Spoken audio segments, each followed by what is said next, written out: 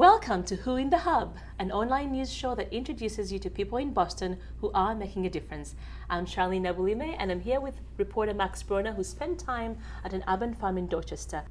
Tell me, is there any one takeaway, and if there is, what is it? Yeah, I mean, I think there are some takeaways. The first one, I think, is I personally had no idea about this house. In a neighborhood like Dorchester, it's a place that not many people know exists. You know, it's a house that welcomes over 22 homeless women, and a lot of them, their children as well. These women have no place else to go. When they come to this house, the house welcomes them. They teach life skills, job skills, and these women farm vegetables in the farm right next door. And so that's where we meet a woman later in this episode, Jolie. She's the farm manager, and she takes these vegetables and sells them every week in this little slice of Dorchester. Were you surprised by anything you learned? I was surprised. I mean, the main thing, I think, was this woman, Jolie, and how accepted she is by this community. I mean, to be perfectly blunt, she's a white woman going into a predominantly black neighborhood. She's putting herself out there. Every person that walks by her table, she knows their name. You know, she's best friends with everyone. It was great to see someone who is so close with the people in the society in which she works. It was a really great experience, and I hope people enjoy her. Well, let's take you to ReVision Urban Farm in Dorchester. This is Who in the Hub. I'm Max Bronner. We're talking with Jolie Olivetti, farm manager here at ReVision Farm in Dorchester. So I wanted to start by talking a little bit about you and your kind of your journey and how you got involved with ReVision Farm. Okay, yeah, absolutely.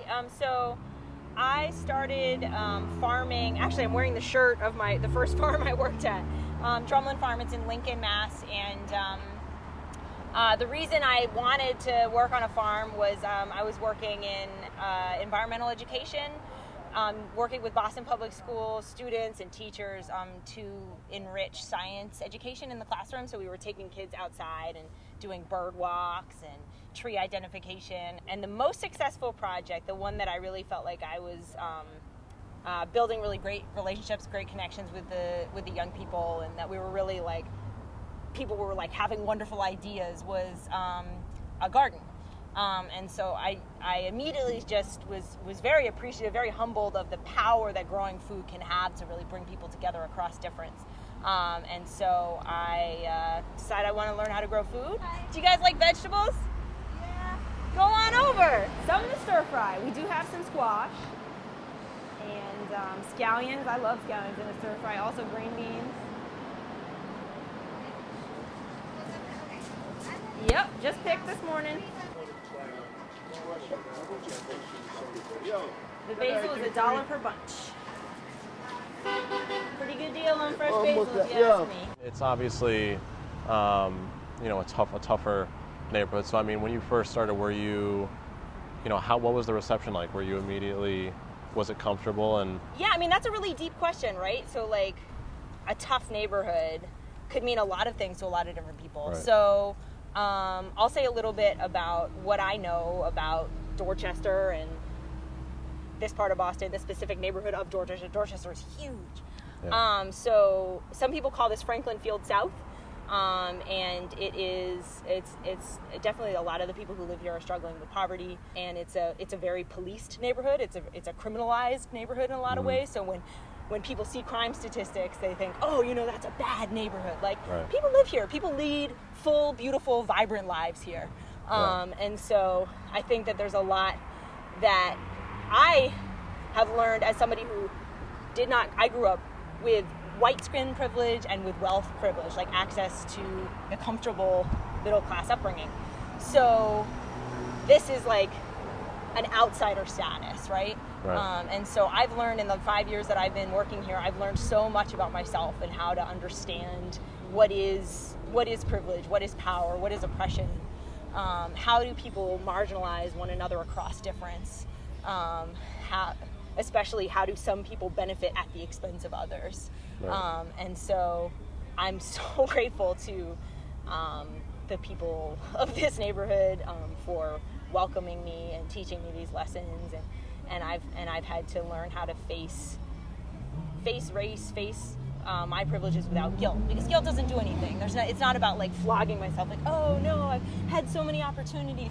It's about like, okay, so, racism hurts everyone, and how do we acknowledge that it exists, that this is not a post-race society, and how can we work together and build relationships across difference and learn something from one another and keep it moving.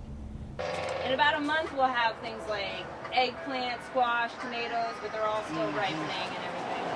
So it's $4.50 total.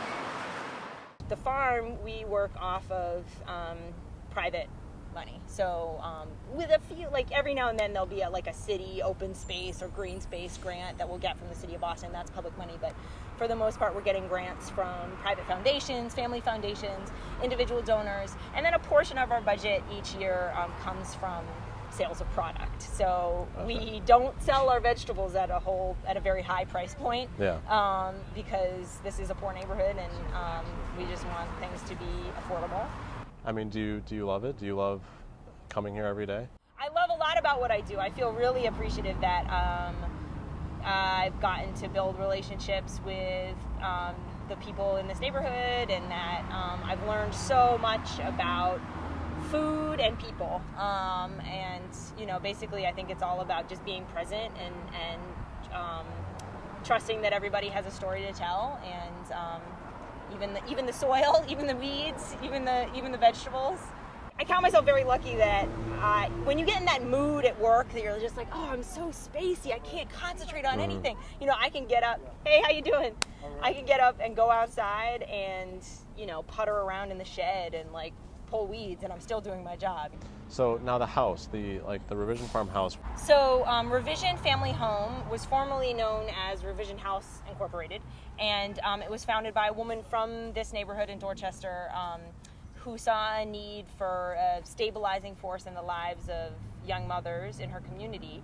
A lot of young moms were experiencing homelessness, and so she opened up a homeless shelter, and this was in 1989, 1990, so over 20 years ago. A typical stay for a family, how is it? Does it range? Yeah, it ranges very widely. Somebody might be with us for 2 weeks, somebody might be with us for almost 2 years. Wow. So it's really an individual, it's like a case-by-case thing, and what everyone has in common is that they're coming from a situation of homelessness, and they're looking for permanent housing.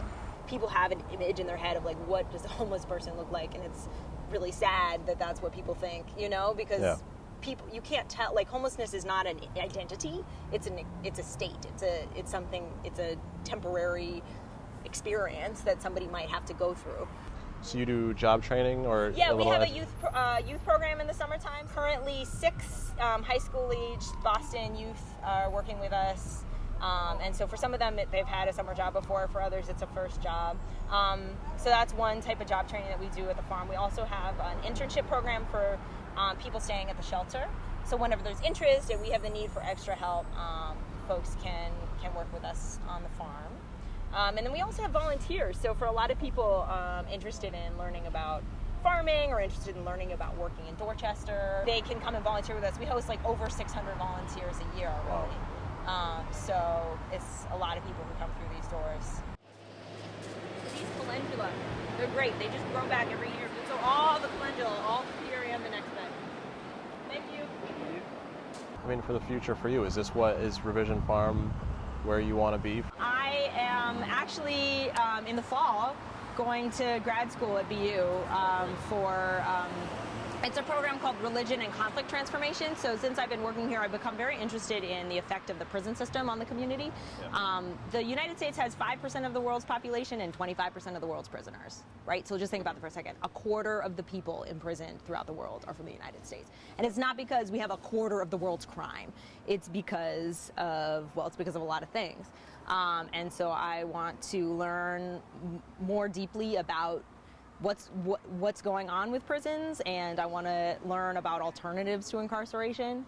So yeah, it's become really my passion since working here and just in my life over the last several years. So that's where I'm headed. I hope ReVision, carries forward growing food and working with people in the neighborhood for as long as it's useful. Come back at Saturday. Saturday at like 1 o'clock. We got a lot of good deals on Saturday at 1 o'clock.